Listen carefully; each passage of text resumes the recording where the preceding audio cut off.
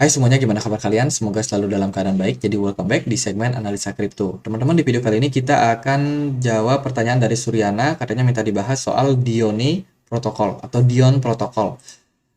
Dion Protocol hari ini ada diperdagangkan di kisaran Rp53 ya. Hari ini minus 14%. Sangat-sangat dalam, teman-teman. Kalau kita perhatikan, dia berada di peringkat 2754 di CMC dan supply maksimumnya sudah tercapai sebesar 10 miliar. Ini udah max 100%. Tapi nanti kita akan cek lagi di Etherscan seperti apa. Kemudian kalau kita lihat dari informasinya, ini adalah project berbasiskan dengan DeFi, yang mana di dalamnya itu kita bisa melakukan swap, staking, dan lain sebagainya. Jadi seperti DeFi pada umumnya.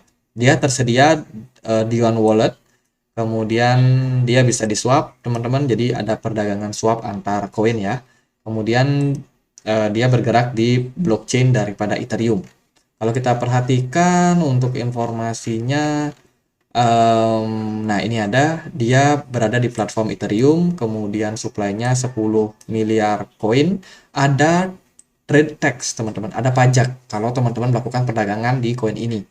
Contohnya teman-teman beli 10.000, itu akan kena pajak 2%. Jadi otomatis dipotong. Ini di luar sama yang namanya fee transaksi di exchange. Jadi kena pajak tambahan. Ini menyebabkan orang-orang yang udah beli itu nggak akan gampang buat jual. Niatnya seperti itu. Terus kalau kita lihat roadmap-nya, mereka punya roadmap. Ini bahkan sampai Mei 2, tanggal 31 2023, teman-teman. Ini masih ada project yang akan mereka kerjakan. Ya sampai Juni masih punya project. Kita akan lihat progresnya seperti apa di Twitter aja kali ya. Karena di Twitter tentunya akan lebih terbuka. Mereka baru aja meluncurkan Starlink Technology No Stranger to the concept of grid. Of grid. Jadi Dion itu membantu Starlink untuk mengenalkan Iron. Ini adalah off-grid, reliable, independent, open network. Jadi sebuah blockchain baru sepertinya. Jadi mereka itu, terus yang lain mereka baru aja melakukan apa ini?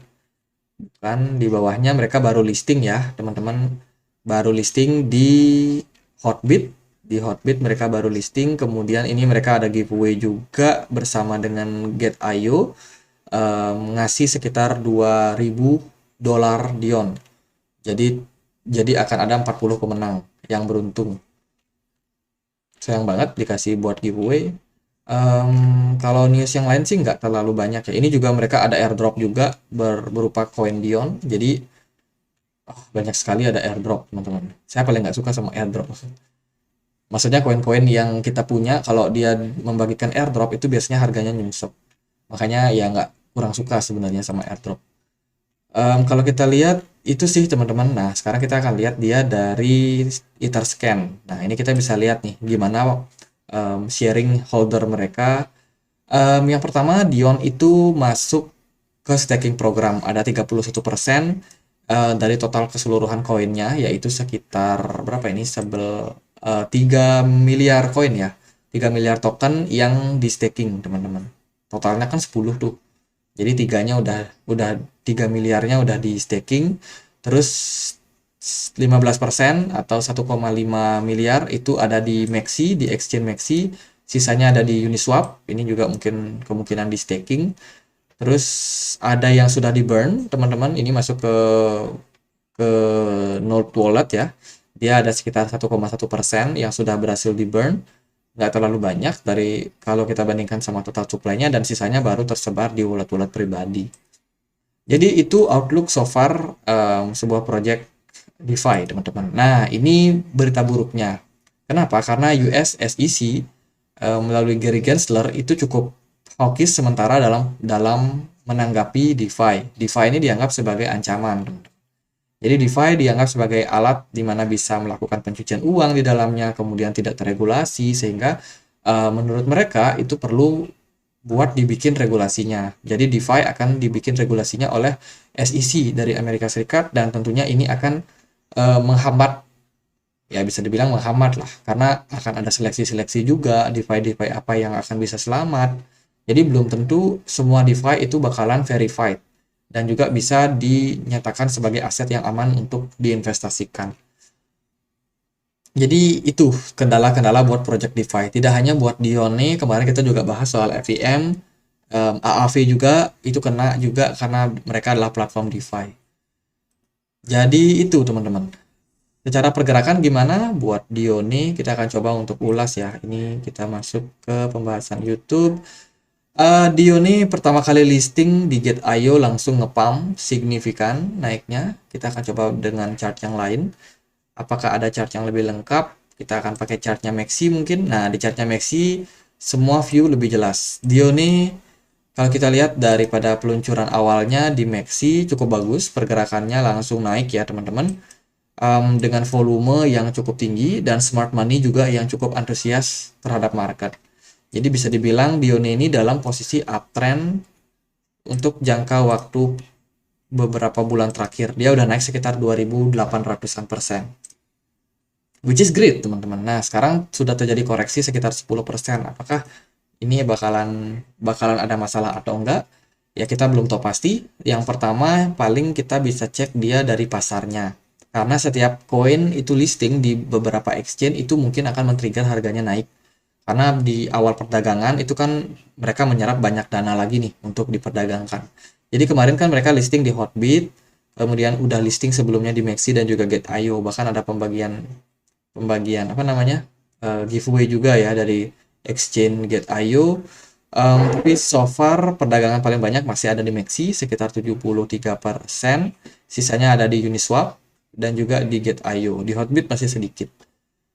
Jadi bisa dibilang buat sekarang ini Maxi yang paling mendominasi dan cukup rame ya perdagangannya. Ini kelihatan semua pada chart cukup bagus pergerakan daripada Dione secara price action. Paling mungkin itu sih yang kita harus khawatirkan, yaitu dari regulasi SEC, kemudian dari aktivitas mereka yang suka membagikan airdrop. Teman-teman, kenaikan yang terjadi ini aku akan sangat curigai. Ini bisa saja tidak berlangsung lama. Ya, karena kalau pengalamanku, sebuah koin yang suka bagi airdrop, itu biasanya harga koinnya bakalan turun.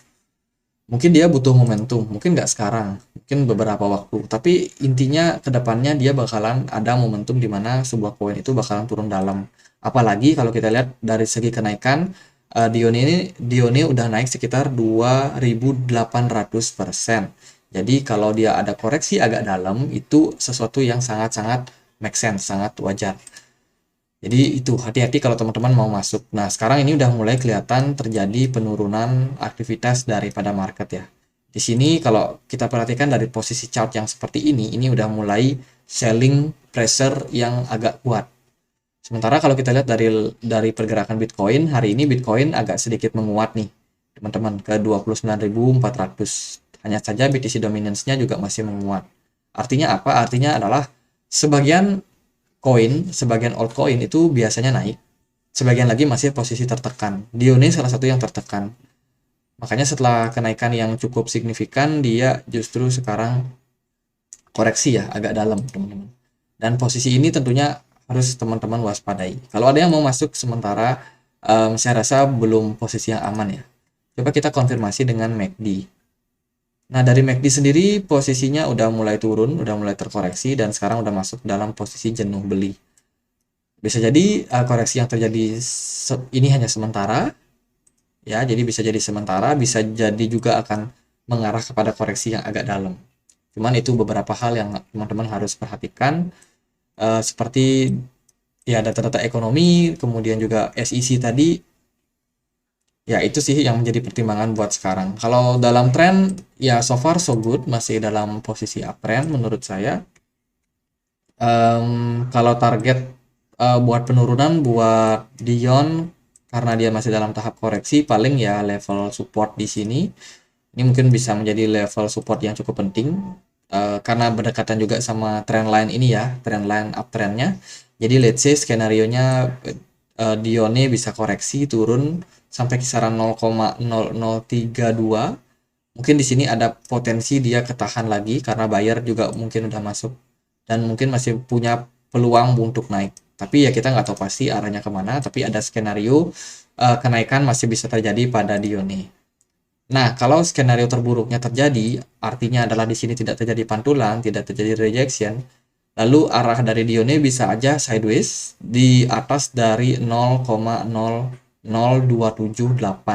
Itu bisa jadi menjadi tempat sideways juga buat Dione, ataupun kemungkinan terburuknya adalah selling pressure mulai masuk dan pergerakannya justru malah breakdown dan turun agak dalam.